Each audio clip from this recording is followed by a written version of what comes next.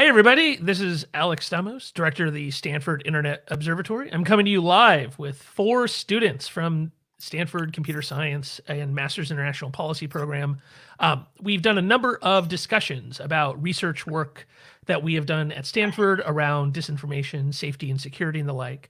But I thought we'd do something a little bit different today, which is we're going to talk to real Stanford students about some of the things that are going on in the world and how they perceive it, and then how it's affecting their career choices. And then specifically, all these students were in a trust and safety class that I taught this quarter. And so we're going to talk about a little bit about that class and give them a chance to show off some of the work they've done. But first off, we're just going to go around the room and have everybody do a quick introduction so you can understand who you're chatting with. So why don't you start us off, Jack? Tell us a little bit about yourself. Great. Yeah, thanks for having us. My name is Jack Cable. I'm a sophomore at Stanford studying computer science. I've come to Stanford with a background in security. I got in through bug bounties and have since worked a couple of different places, including the Defense Digital Service on their hack depending on the program. And yeah, now at Stanford, working with Alex at the Stanford Internet Observatory. And yeah, I really enjoyed taking the Trust and Safety Engineering class. Cool. Thanks, Jack. Emily. Hi, my name is Emily. I am a senior studying computer science and a co-terminal master's student studying symbolic systems. My focus for both is human-computer interaction and specifically social computing. And so I'm really interested in designing platforms that bring people together to work in productive ways, but also ensure that they interact in safe ways online, which is what led me to take trust and safety engineering.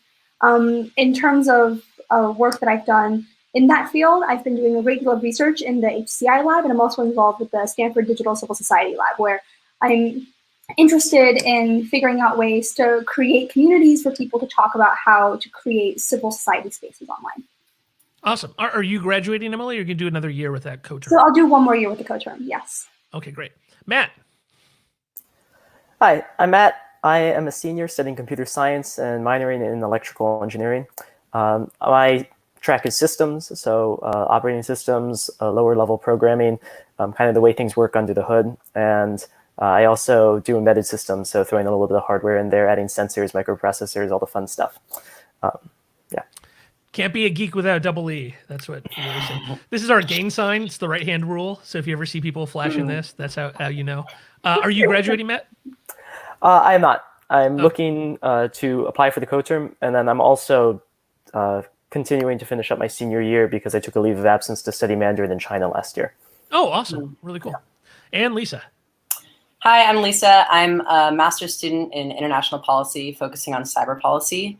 And I'm also doing a master's in computer science. And before this, I was a Peace Corps volunteer in Guinea, where I taught physics.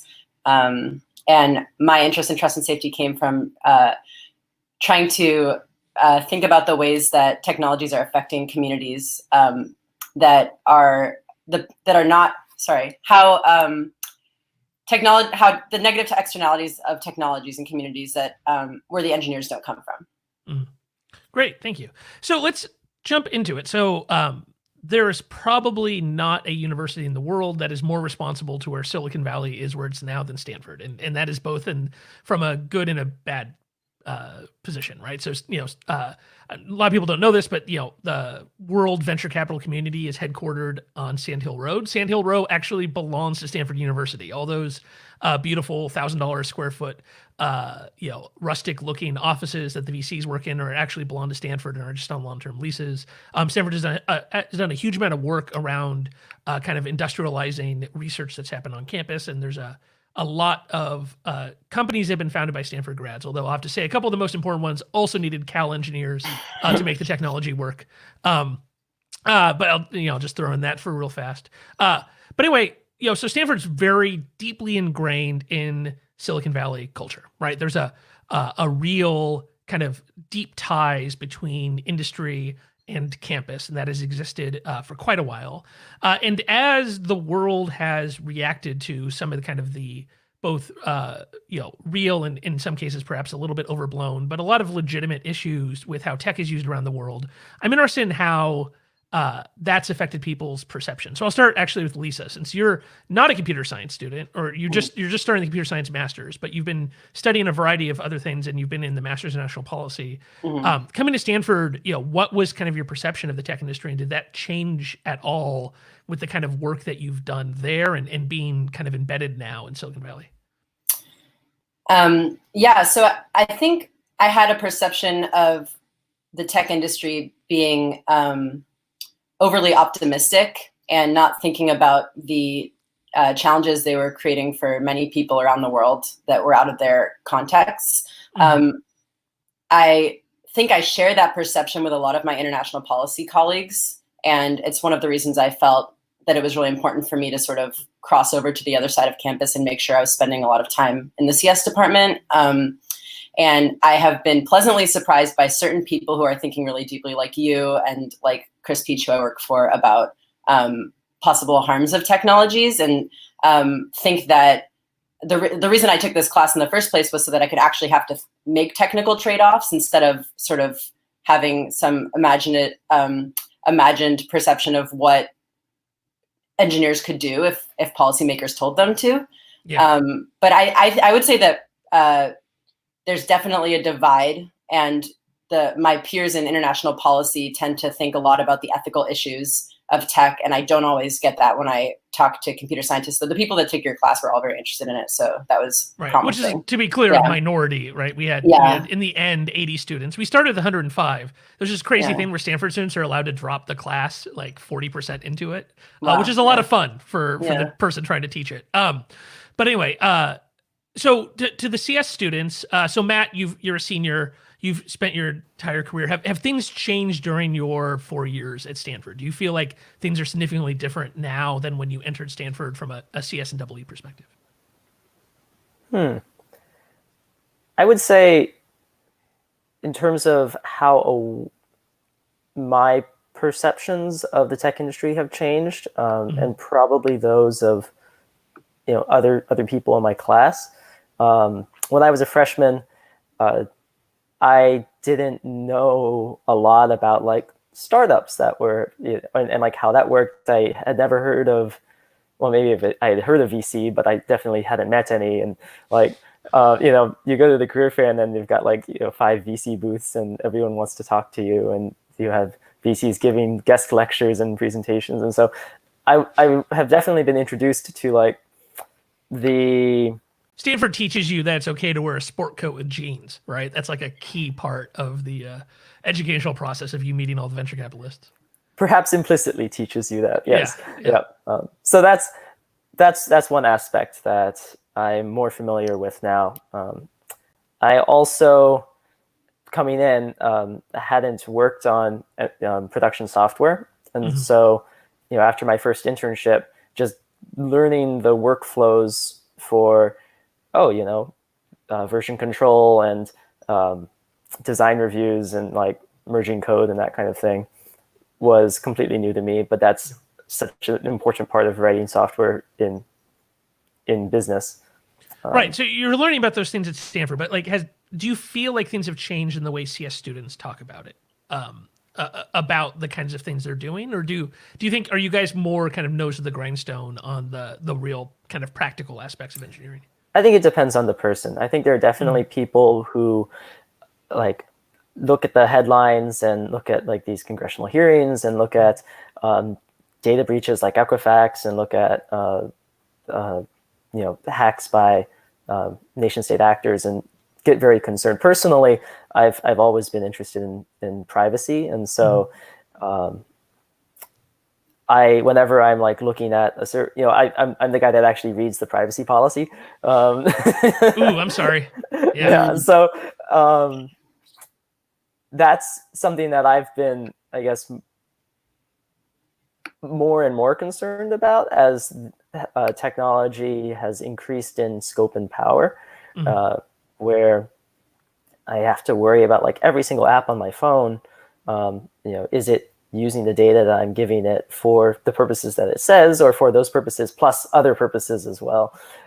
And the more I learn, like, and through taking your class, it's very good to be aware. It's also quite concerning for me. And I would say that more students have started to think about those kinds of issues, though I would say certainly not all. There are certainly a lot of students who are in it for the engineering. They're like, what can we build as opposed to what should we build?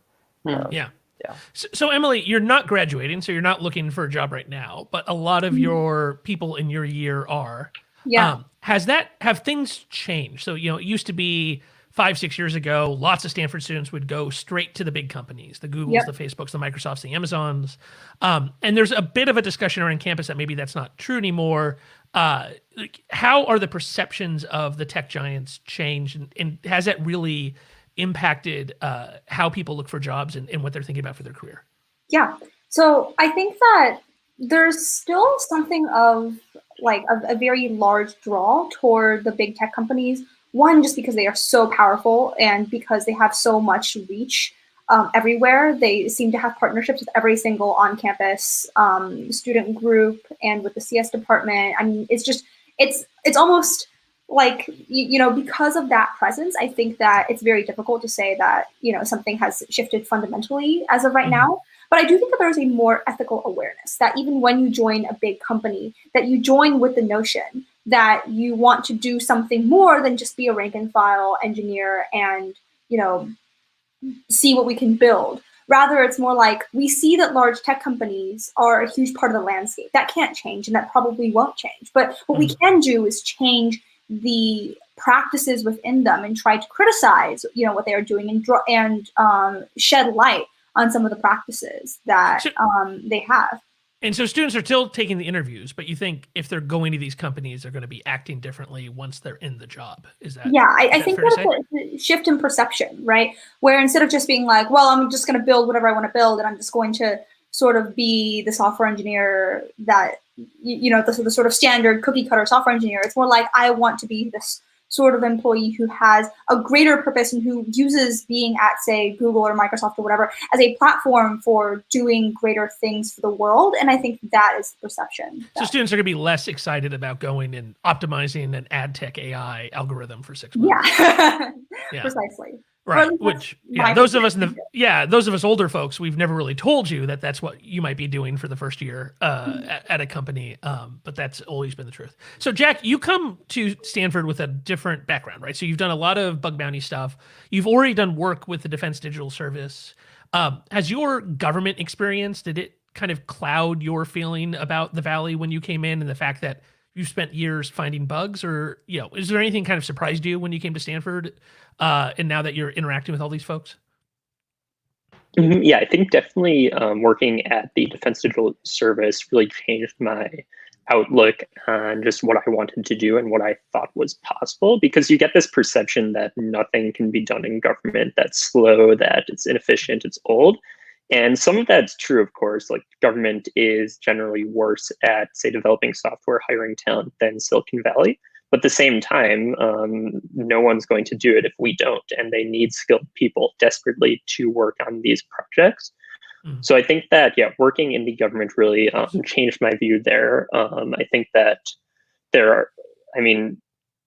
the average Stanford student might not think this, but there are places you can work outside of Silicon Valley that can contribute and make a big impact. The government is one place where I think there is a large animosity towards working at the government from Stanford students generally. You don't see many students going straight to the government, if ever. But I think that needs to change, because we're desperately needed there as well. And our government is what makes our society functioning. So I think, yes. Are there government agencies that are really visible in the recruiting process? Like, if you go to a job fair, are you going to see somebody from the intelligence community, from DHS, CISA, from the Executive Office of the President, DOD? You see some to a limited extent. I think some of this is changing the way how the government hires and how they present themselves, because right now that's just not very attractive to people who are studying computer science, just because the truth is you might end up in a place where you don't have much direction, you don't have much of an impact, but there are certainly places you can go. Say the US Digital Service is one. So I think, better expanding those opportunities so students become aware of those. That's kind of a mutual path where both we can do better at Stanford, and then also the government can do better in recruiting and explaining its mission. Yeah. Great.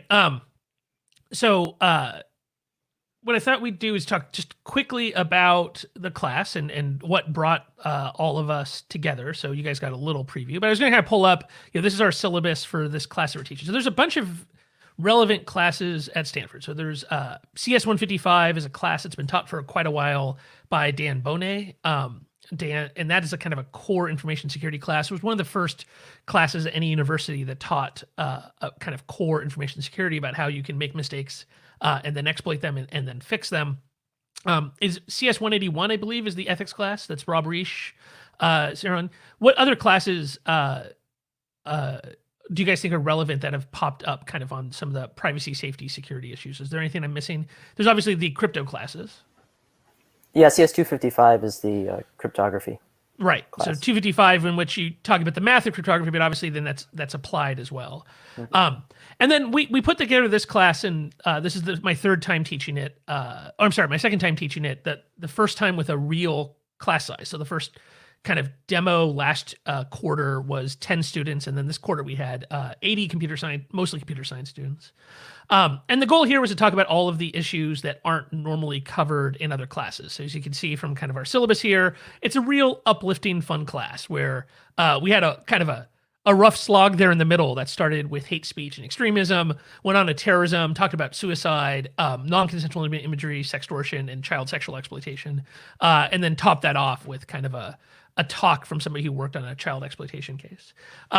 Unfortunately, the class ended up having to tail off a little bit because things were a little different this quarter than normally at Stanford, and we had to finish the class online. But if anybody wants to just jump in, we don't have to all ask this, but why did you guys take the class? Is there a specific reason that any of you wanted to be in this class? And just be honest, has it changed anything about how you want to apply your skills going forward?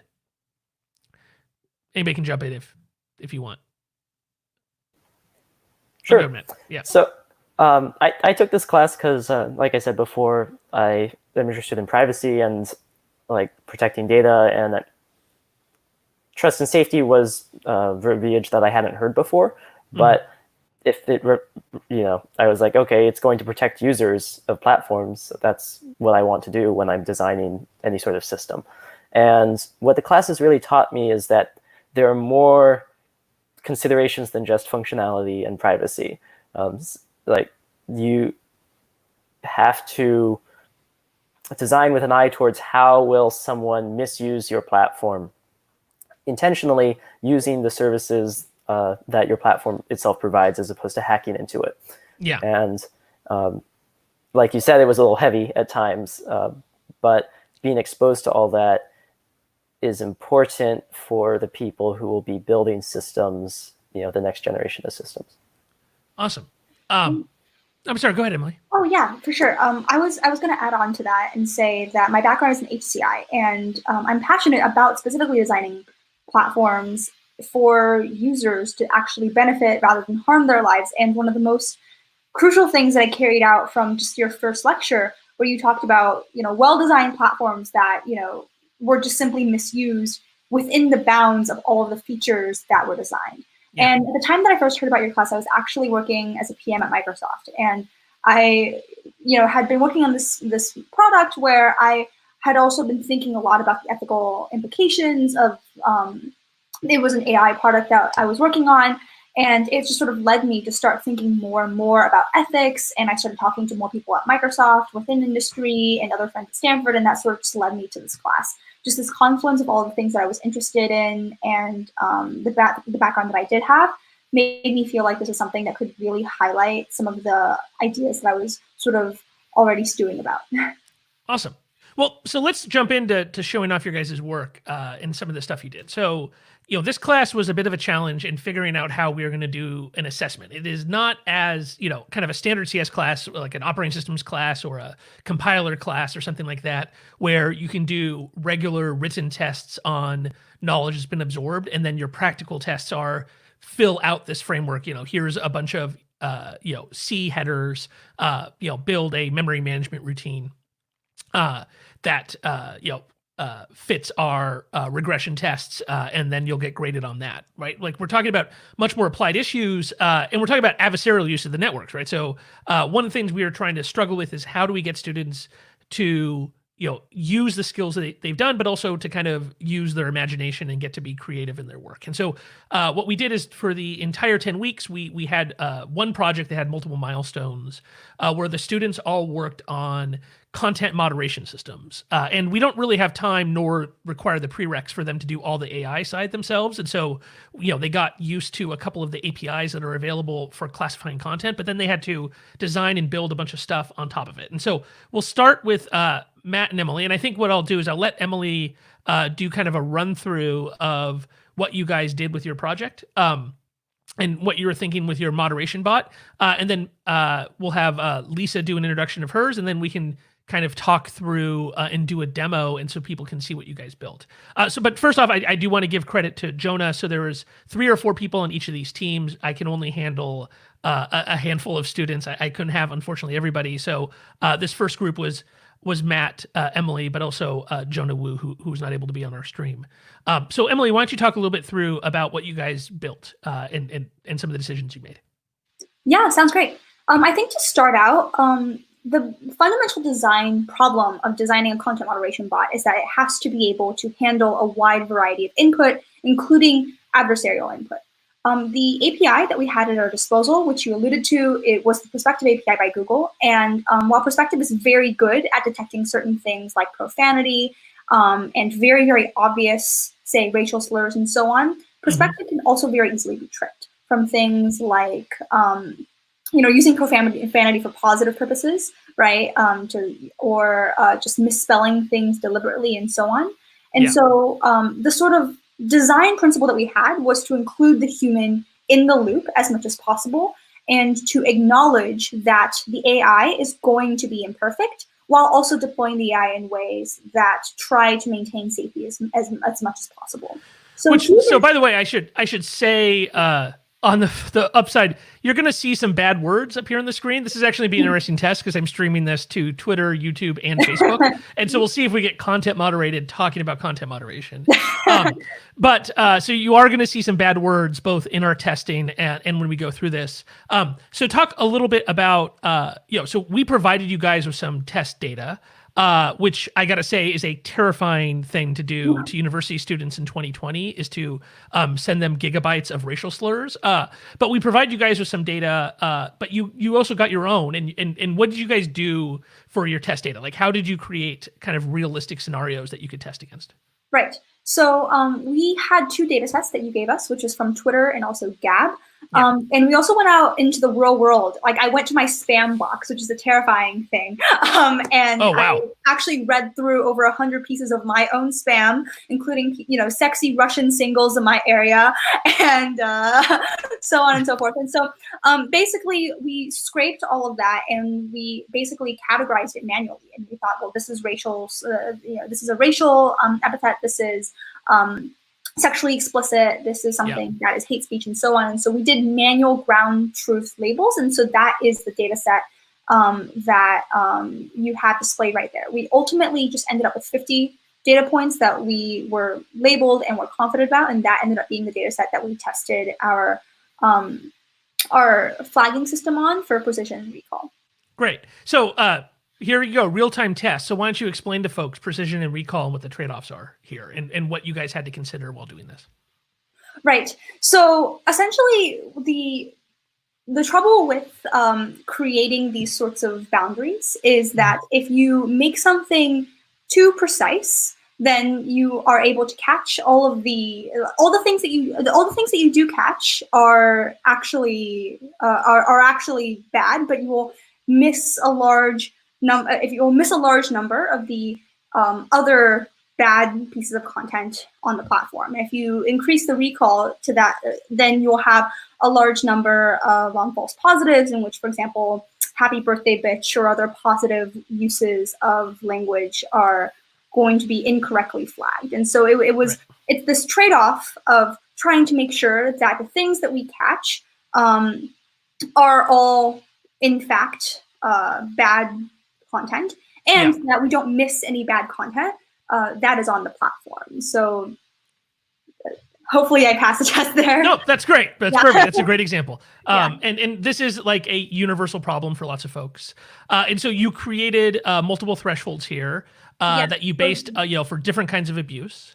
And that shout out to Jonah, who wrote a script that basically iterated through every possible threshold, actually with an increment of 0.02, I believe, going through very, very specific thresholds for like API output for sexual explicitness and hatefulness and racism. So this is all Jonah. Shout out Jonah Woo.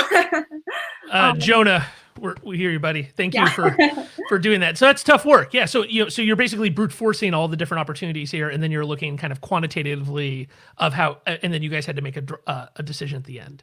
Right. So I'm going to jump over to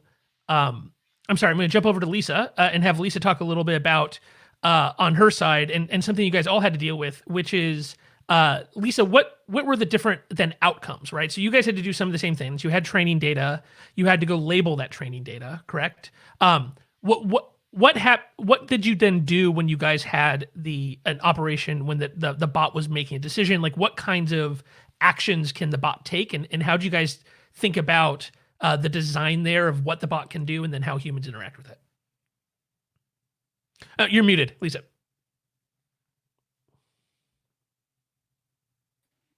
Okay. We were super conscious of not wanting to over moderate people. And so we tried to also include a human in the loop as much as possible. Actually, this has been a really interesting issue to watch as Facebook and Twitter have had to send home content moderators, and there's more automated content moderation happening in real time. I had some very benign content taking off of Facebook. And so we tried to keep that in mind as we thought about what our bot could do. And so basically there were three things that happened based on different thresholds. And one is that the bot automatically removes the message, which we made a pretty high threshold for that to happen based on different kinds of speech. The next threshold, if we were not 100% sure it was harmful content, we gave the user a warning and they had 15 seconds to reconsider what they had written. And if that 15 seconds passed and they reposted the same thing, we would let it slide, but just give them a little message about how we try to keep the platform a positive place for people. Yeah. And then finally, we had the ability for users to report content. So this is really important, especially outside of contexts that the data, if the data is not trained on context outside of the US or something like that, because users can flag things and it will still go to a moderator and the moderator can make the decision, but it doesn't rely on the machine to pick it up. Yeah, and I forgot to do this. Do you guys mind giving a shout out to your co-author? Yes, here? This was definitely a collaboration with Ross and Pierce. Unfortunately, they couldn't fit on the screen, but they did a huge amount of work on this project. So okay, great. Sorry, just Ross and Pierce. We're not forgetting you. Our dozens of viewers now know that you exist. So to be clear, the teams reflected here are the two teams that got extra credit because each one of them went above and beyond in a number of ways. And one of the ways you guys went above and beyond is on the support for other languages. Did this specifically come out of your experience in Africa? And how did you guys kind of conceptualize of how you're going to handle multiple languages and not just English? Because the requirement was only to handle English. It was not something that we pushed you guys to do. Yeah, so definitely came out of my experiences traveling and also my experiences studying offline harm during my policy degree. One poignant example is Myanmar, where obviously there was a lot of violence in the real world from that was incited by online content, and not a lot of Burmese content moderators who spoke Burmese in the beginning of that conflict. So I interact with friends in Guinea and West Africa all the time, and we're speaking in Pular, which is like a local language. We're speaking in French. French is supported for the most part by these platforms. But I just think it's an emerging issue that's really, really important as people come online from all over the world, especially in communities where people have less experience with online platforms, because they're going to be a lot easier to exploit. And it's the tech companies' responsibilities to give them the same standard of care that they give to people who are speaking other languages. Yeah, so it's you guys actually hit on two of the issues that were issues in the Myanmar context. One is the encoding issue, right? And so a bunch of use of the internet in Myanmar predates the creation of a standard Unicode code page for the most relevant language, Burmese. And so there's a bunch of people who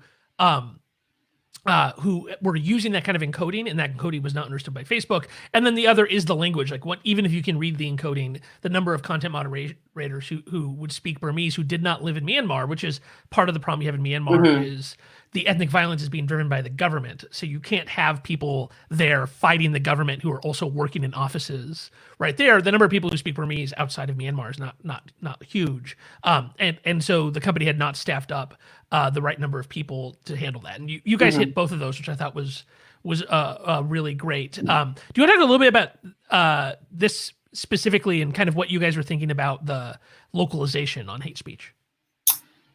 Yeah.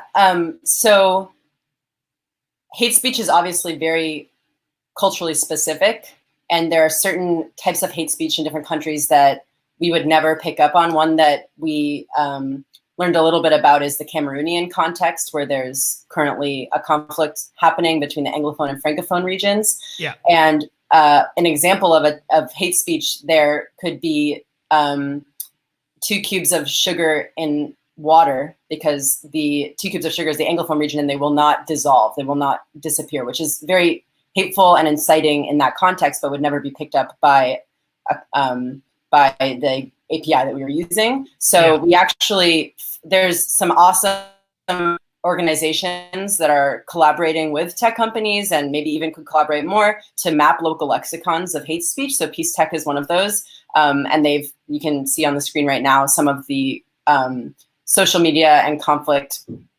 guides they've created. So we fed in some of those language patterns to our moderator and included them in our thresholds when we were moderating content between users. Awesome. Well, it was a great job by both of you. We're going to jump in, but before we jump into the demo, we have a question from somebody named Charles Stamos, who just happens to look like me.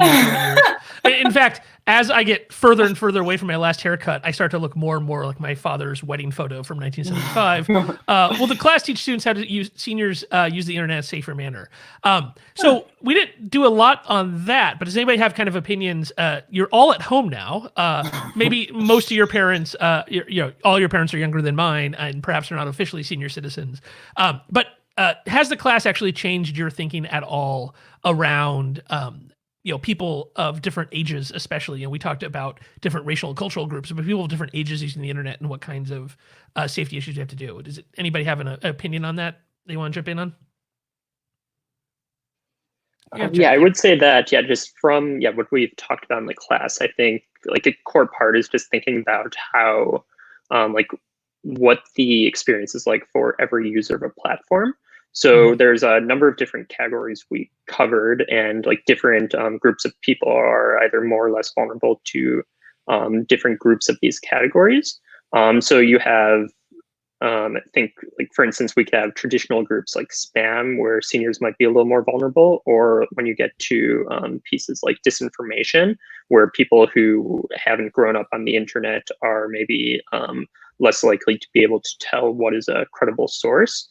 So I definitely think that this is something we need to be thinking about, and it goes along with just the idea that these products are designed for the people that use them, so they should actually offer a safe experience for everyone who uses it.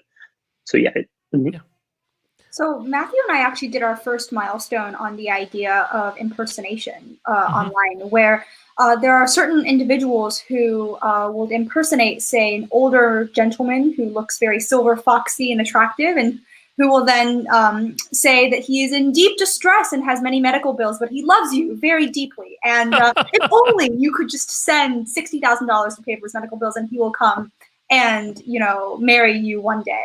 And so actually many senior citizens have lost their life savings in scams like this.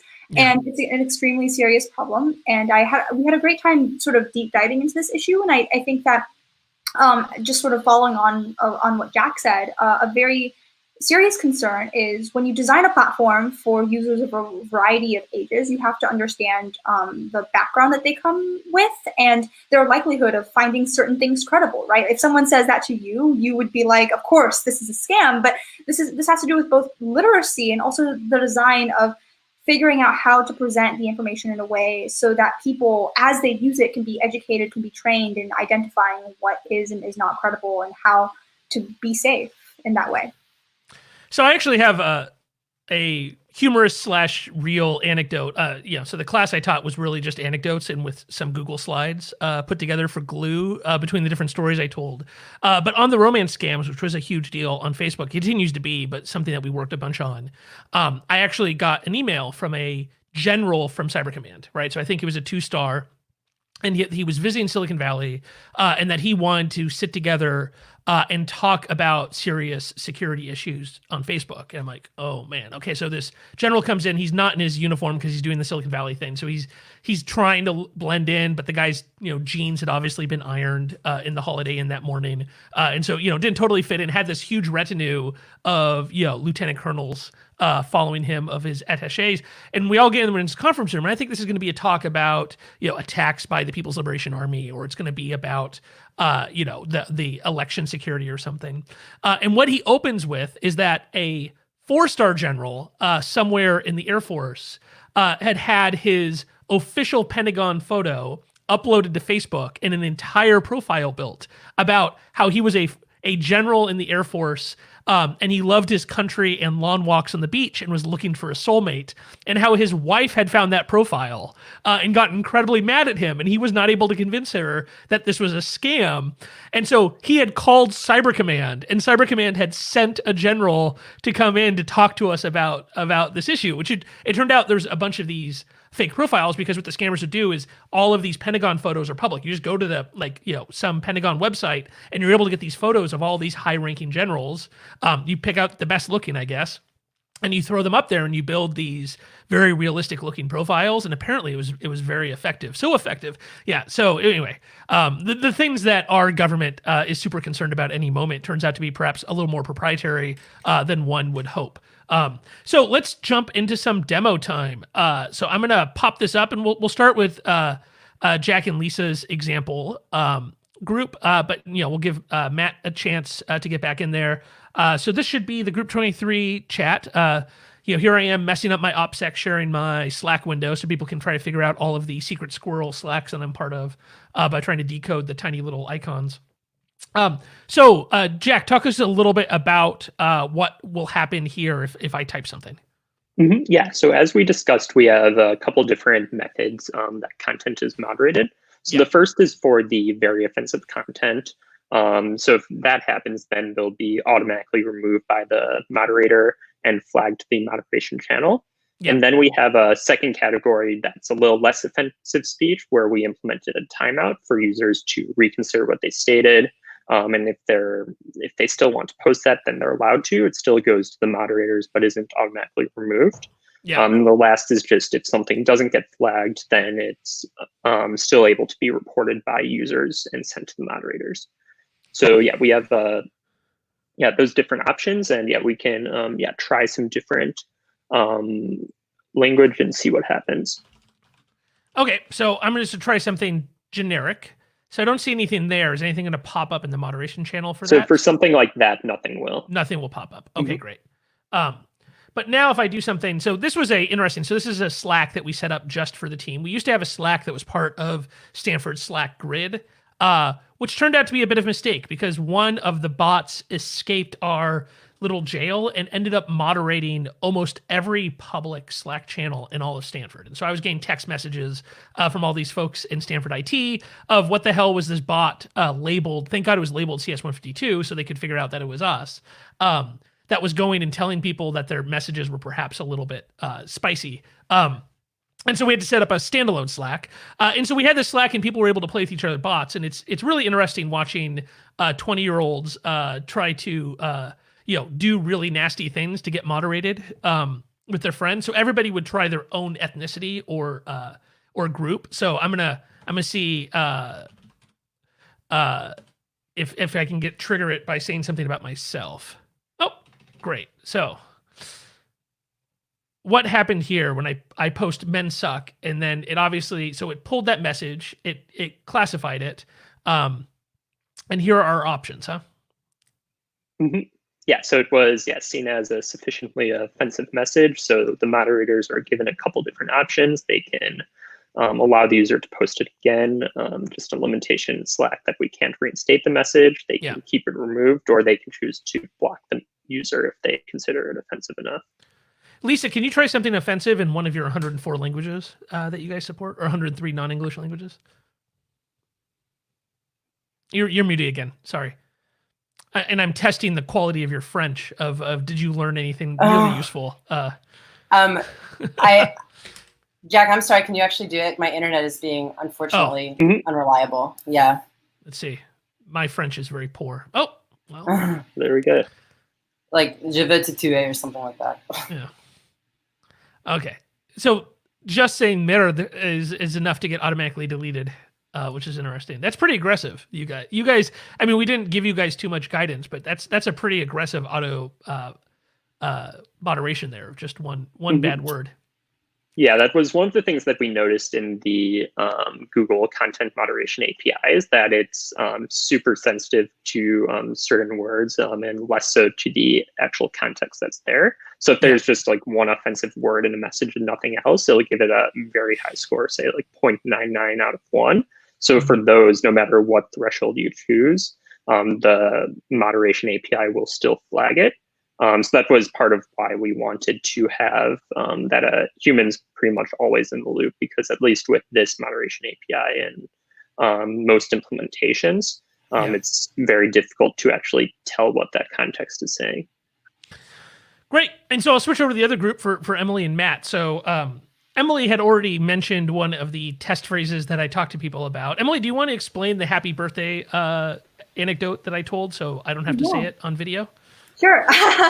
So the anecdote is simply that oftentimes curse words are used in positive contexts. For example, happy birthday is very often used along with curse words like happy birthday bitch, even though, bitch is not necessarily a nice word. Sometimes people say it in a joking or friendly manner, and that should not be flagged. And so for very similar reasons that Jack mentioned just now, and also that I mentioned at the beginning, we really wanted to err on the side of putting the human in the loop, while also ensuring that the bot could sort of do mitigatory actions in the meantime. So inspired a little bit by Reddit, we have essentially 2 different kinds of displays that happen whenever someone sends a potentially objectionable message. So if a message is sort of mild or moderately objectionable, we strike it out or sort of blur it. So if anyone has been on Reddit where they have spoilers, there's a feature where essentially the spoiler is blurred until you click on it and then it gets unblurred. And so in that case, we sort of mimic this on Slack using a strike through functionality. This means that you create some sort of friction between the user being able to actually access the content, thus indicating that it's perhaps not the best kind of content, but we're not sure it's sort of moderate or mild. And so that's kind of our first standard. And then the second standard is when our API has a very strong sense that something is negative, in which we black it out. We replace your text with black squares, which is why you see that row of black squares on the screen over there. Right. So up here, some of the test stuff was really bad, was just blacked out. Exactly. So black squares can also be undone. Everything can be undone. We wanted to err on the side, once again, of having the moderator be able to sort of do the human in the loop. And so the moderator can choose to permanently black something out, permanently delete something entirely. They can also blur something permanently or restore it entirely, which we mimic by having the bot actually post using the original timestamp and the name of the original user, which essentially says, we're sorry that we flagged it initially, but after human review, it was actually fine. At the same time, the human is given Slackbot messages whenever their content is flagged, so that they can sort of be notified in the loop, and so that we're clear about what the algorithm is doing and sort of create that level of transparency and understanding that, yes, this is an algorithm flagging, yes, we know we make mistakes, and we will let you know when a human makes a final decision. Awesome. So I want to point out a couple of things that a number of teams had to deal with. So we chose Slack as our platform here because Slack as an enterprise product does not have any default moderation, right? So you can actually create a Slack and say horrible things. They might do child safety. We're obviously not having the students actually test things like child sexual abuse material. But like short of that, they do nothing. And so it is a platform in which we can push a bunch of nasty stuff and then not worry about Slack popping in and then stopping it. It also was, in theory, had a stable API. It turns out in the middle of our class, Slack changed how their API worked. And so the students got like a real world experience of what it's like to try to write code against what's supposed to be a stable API that isn't. But it doesn't have any built-in moderation capabilities. So you guys had to wedge in a bunch of things. And this is what a number of groups came up with, of the idea of the way that you could create an interactive process is by using this. Matt, do you want to talk a little bit about the reactions and how the reactions work? Sure.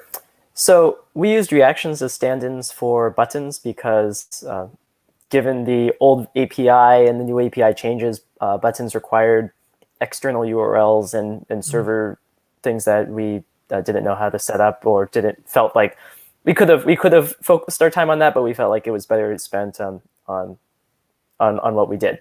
And so depending on what the message is classified as, the moderator will see a report. So let's see. Oh, wow. You're aggressive. So what we've done there is we've removed the original message, and then we've had the bot post the text of the message with our changes applied. So in this case, the strike through. And that's because using admin privileges, you're allowed to remove messages, but you're not allowed to edit other messages that other people have posted for obvious reasons.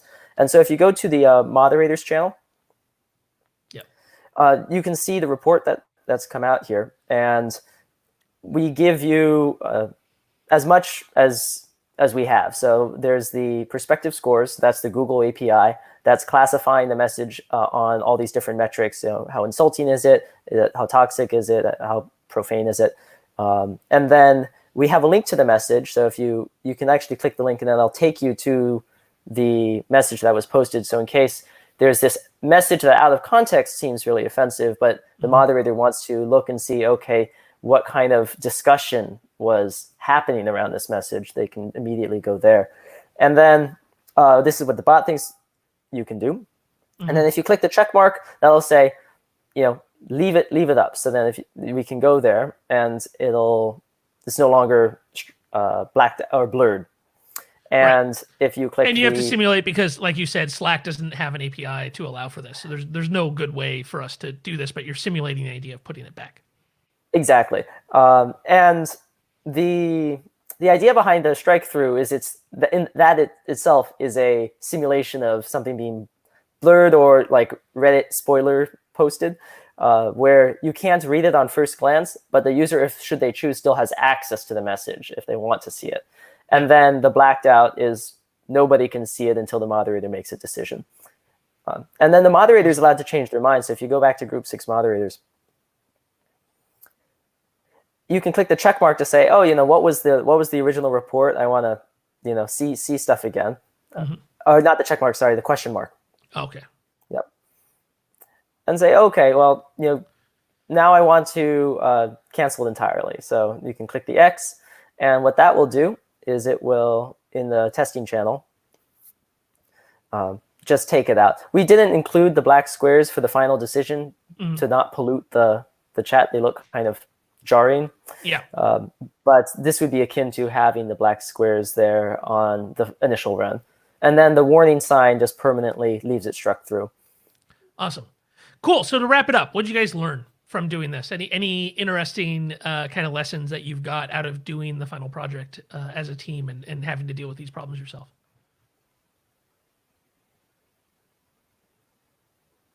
Anybody want to jump in? Yeah, I think the main takeaway is just that content moderation is really hard. Like, people often point to say, like, oh, these tech companies have like the best AI experts. They should be able to just fix this and make a AI bot that can magically moderate all content. But the reality is that there's so much context around messages, and we saw examples where a word can have different meanings when it's in different places, that AI just isn't at the state right now where it can sufficiently understand that and make a decision. So you do need to have some level of having humans in the loop, but then of course that presents its own challenges. We've seen like with Facebook moderators, how they're exposed to all sorts of content, and that isn't ideal either. But there are just trade-offs here, and it's definitely important to understand how these come into play and that there is no silver bullet here. So I think it was just super valuable to actually see firsthand where these trade-offs happen and how there isn't one easy fix. Yeah, I mean, this probably in contrast to a bunch of the Stanford classes, I try to teach that machine learning is actually quite dumb, right? And that's hopefully one of the lessons you guys got out of using a couple of these different APIs. Any other final thoughts on things you guys learned? Yeah, I think it's just often, it's extremely difficult to put yourself in a position where you both are fair to the people who use your platform and to the people who moderate your platform, while also ensuring that people are safe and saying and are not exposed to sort of negative, harmful material, either as a moderator or as a person on the platform. I think there are just so many interests to have to balance that it is a very, very careful design decision to make any kind of moderation. Yeah, I would also just add that I think that it's not only CS students who are gaining more of an interest in ethics and moderation and policy, but also policy students who are being drawn to learn more CS so that they can work on things like this. I think having an interest in social impact or having a social impact bent is a really good way to recruit people to learn more computer science. And that the fact that Alex is teaching this class has actually driven a bunch of people in the policy school to take more CS just so they can take this class. And so I think it's really amazing the way that it's allowing, it's inspiring cross-pollination, and that Alex has been like an incredible teacher, and that it's been an awesome experience. Oh, thanks, Lisa. Yeah. I did not tell her to say that. Well, we're just going to end on a high note. So unfortunately, Stanford has shut down for the next quarter, which starts next week. And you guys this is how you're going to be taking classes online. So this is how I'm going to be seeing you guys for the next 10 weeks. Actually, anybody want to throw in what they think that's going to be like for them, for those of you? I mean, Stanford CS students are kind of famous for not showing up to class anyway and watching the videos, which is why I put in these very unpopular in-class quizzes. But does anybody have like a thought on what they think the learning experience is going to be like? I mean, this is just a fascinating thing for your generation to have to go through this.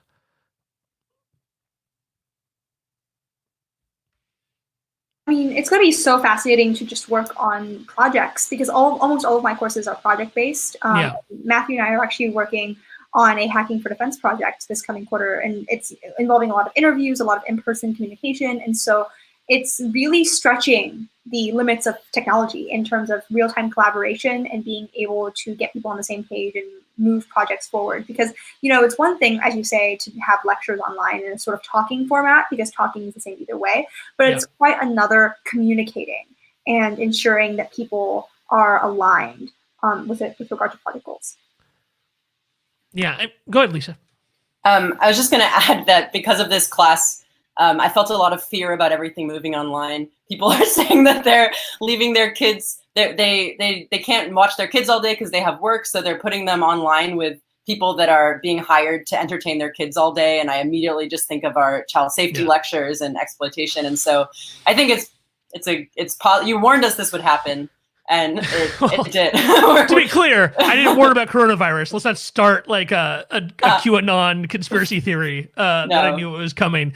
But you're right. Like, I think it's actually that is something that somebody with 3 kids who right now are on like 3 different Zooms. Now, our kids are with their teachers for the most part, but there are a bunch of uses now of these enterprise chat products that are not built for children, and they have no child safety infrastructure, and are now being stretched well beyond their initial uses. And I think there's something tragic is going to happen. Anyway, thank you guys so much for joining me. So happy to have you in the class and to be working with you guys. Hope you enjoy the rest of your spring break of being trapped inside with your parents, which will then blend right into the spring quarter. So good luck with that. And thank you, everybody, for joining us. Thank you. Thanks, Thank Alex. you so much. Bye. Thanks, guys. See you later.